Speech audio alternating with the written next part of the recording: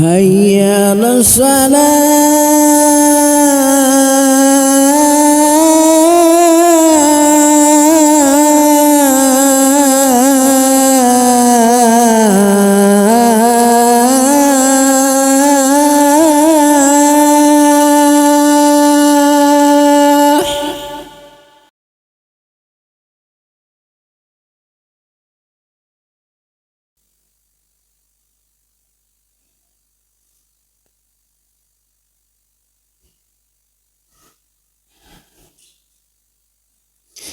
Alhamdulillah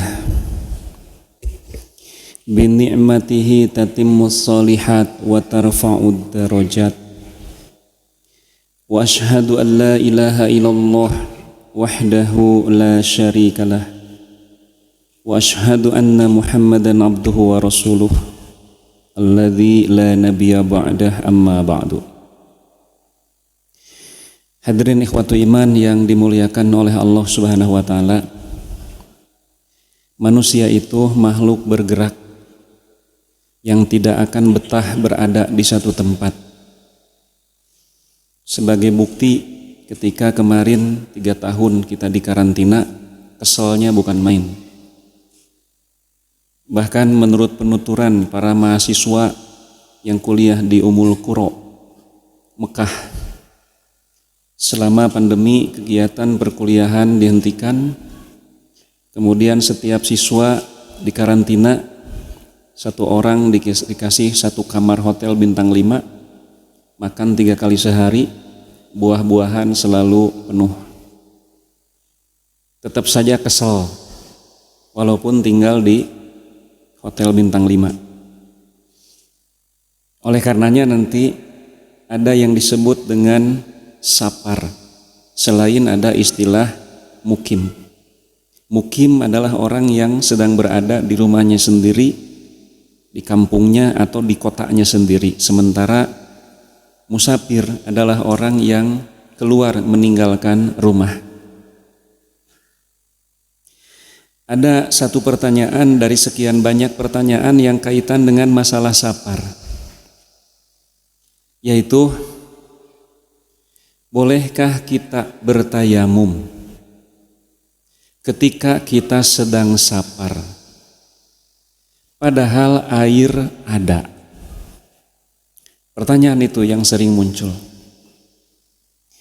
Bahkan yang saya alami, kalau ketika city tour di kota Madinah, salah satu tempat yang jadi tujuan adalah Masjid Quba. Turun dari bis di tempat parkir, keumuman jamaah selalu menanyakan di mana toilet. Mau apa? Kami mau berwudu. Lalu ketika dianjurkan tayamum saja, umumnya mereka menjawab kan ada air. Nah, itu yang seringkali muncul pertanyaan ketika atau yang bertalian dengan masalah sapar. Bolehkah orang yang sapar bertayamum padahal ada air? Hadirin wa iman, dalam disiplin ilmu ushul fikih ada yang disebut dengan azimah dan ada yang disebut dengan rukhsah. Yang disebut dengan azimah adalah hukum pokok tanpa melihat adanya sebab. Sementara rukhsah yang seringkali diterjemahkan dispensasi keringanan adalah pengecualian dari hukum pokok karena adanya satu sebab. Contoh, sholat duhur, asar, isya wajib dilakukan dengan jumlah 4 rakaat. Itu disebut dengan azimah. Tapi bagi orang yang sedang sapar, maka salat duhur, asar, isya pelaksanaannya boleh, bahkan lebih utama 2 rakaat yang disebut dengan qashar. Dan ini disebut dengan rukhsah. Nah, hadirin wa iman, sababur rukhsah itu Kalau dikerucutkan hanya ada 3. Sababur rukhsah yang pertama sakit. Misalkan salat yang 5 waktu wajib dilakukan dengan berdiri. Itu adalah azimah. Tetapi bagi orang yang tidak punya kemampuan untuk salat sambil berdiri karena sakit, maka dia diperbolehkan salat sambil duduk. Maka bolehnya salat sambil duduk dengan sebab sakit ini disebut dengan rukhsah. Jadi sababur rukhsah yang pertama adalah sakit. Sababur rukhsah yang kedua adalah safar. Seperti contoh yang tadi. Untuk sakit dan safar ini kaitan dengan saum. Di bulan Ramadan seorang muslim yang sudah dewasa dan berakal sehat wajib saum Ramadan sebulan penuh, tidak boleh kurang. Tapi bagi orang yang safar dan bagi orang yang sakit, dia boleh memilih tidak saum. Tetapi dengan syarat nanti wajib mengqadha sejumlah hari yang dia tinggalkan. Ini sababur rukhsah yang kedua, yaitu safar. Sababur rukhsah yang ketiga adalah darurat. Yang disebut darurat, tidak ada jalan, tidak ada cara lain. Babi hukumnya haram sebagaimana di Al-Baqarah 173 atau Al-An'am 145. Haramnya babi disebut dengan azimah. Tetapi apabila ada orang berkunjung ke satu kota, kota itu mayoritas kafir penghuninya, tidak ada makanan kecuali babi.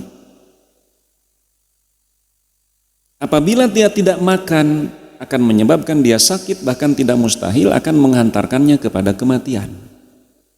Maka dalam kondisi seperti itu memakan babi menjadi tidak berdosa hukumnya walaupun tetap statusnya haram. Maka bolehnya makan babi bagi orang yang dalam kondisi seperti itu disebut dengan rukhsah, dan sababur rukhsahnya adalah darurat. Nabi menyatakan seorang laki-laki haram melihat aurat laki-laki, demikian pula seorang perempuan haram melihat aurat perempuan. Lalu bagaimana dengan seorang dokter? Dokter kandungan ketika sedang menangani pasien dalam proses persalinan, tidak ada cara lain kecuali mesti dilihat. Maka dalam kondisi darurat seperti itu, melihat aurat perempuan yang secara hukum pokok atau secara azimah hukumnya haram, maka menjadi boleh dan tidak berdosa, dan ini disebut dengan rukhsah. Jadi sekali lagi, sababur rukhsah itu sebab-sebab seseorang berhak mendapatkan rukhsah: satu sakit, kedua safar, dan ketiga darurat. Hadirin waktu iman, salah satu syarat sahnya sholat adalah bersih dari hadas besar dan kecil. Untuk menghilangkan hadas besar dengan cara mandi, menghilangkan hadas kecil dengan cara wudhu. Mandi dan wudhu ini adalah azimah, hukum pokok. Di dalam Al-Quran An-Nisa 43, Allah Subhanahu wa Ta'ala berfirman, A'udzubillahi minasyaitonirrajim. Wa in kuntum mardo, dan jika kalian satu sakit,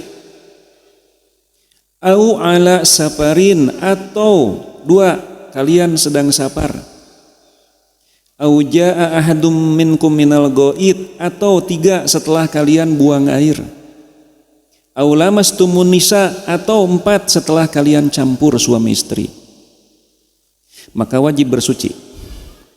Falam tajidu ma'an, lalu kalian tidak menemukan air, fatayammamu sha'idan thayyiban, maka bertayamumlah dengan menggunakan tanah yang bersih. Yang jadi pokok permasalahan adalah kalimat falam tajidu ma'an, lalu kalian tidak menemukan air, dan ini merupakan syarat. Cuma yang jadi permasalahan, syarat falam tajidu ma'an, lalu kalian tidak menemukan air, apakah berlaku untuk 4 orang tadi? Dalam artian, jika kamu sakit baru boleh tayamum kalau tidak menemukan air. Jika kamu sapar boleh tayamum kalau tidak menemukan air. Atau hanya berlaku untuk poin ketiga dan keempat saja. Nah, hadirin waktu iman, tadi disebutkan bahwa wudu dan mandi adalah hukum pokok, azimah. Sementara tayamum adalah rukhsah sebagai pengganti daripada wudu atau mandi dalam keadaan tertentu. Sementara sakit adalah sababu rukhsah, sapar adalah sababu rukhsah. Oleh karenanya, bagi orang yang sakit, ada atau tidak ada air, maka dia boleh bertayamum. Yang menjadi syarat bolehnya orang yang sakit itu bertayamum bukan karena tidak ada air, tetapi karena sakitnya itu sendiri. Karena sakit sudah merupakan sababu rukhsah. Demikian pula orang yang sapar boleh bertayamum bukan karena tidak ada air, tetapi karena sapar. Karena sapar itu sendiri merupakan sababu rukhsah. Oleh karenanya kembali kepada pertanyaan awal, bolehkah orang yang sedang sapar bertayamum padahal air ada? Maka dengan paparan-paparan tadi jawabannya justru orang yang sapar itu boleh bertayamum karena ada air. Hadirin waktu iman, itu pembahasan kultum pada malam ini kaitan dengan masalah rukhsah dan azimah dikaitkan dengan apakah boleh yang sapar bertayamum padahal ada air. Demikian, mudah-mudahan ada manfaat. Aqulu qauli hadza wa astaghfirullah li wa lakum. Rabbana atina fid dunya hasanah wa fil akhirati hasanah wa qina adzabannar. Wassalamualaikum warahmatullahi wabarakatuh.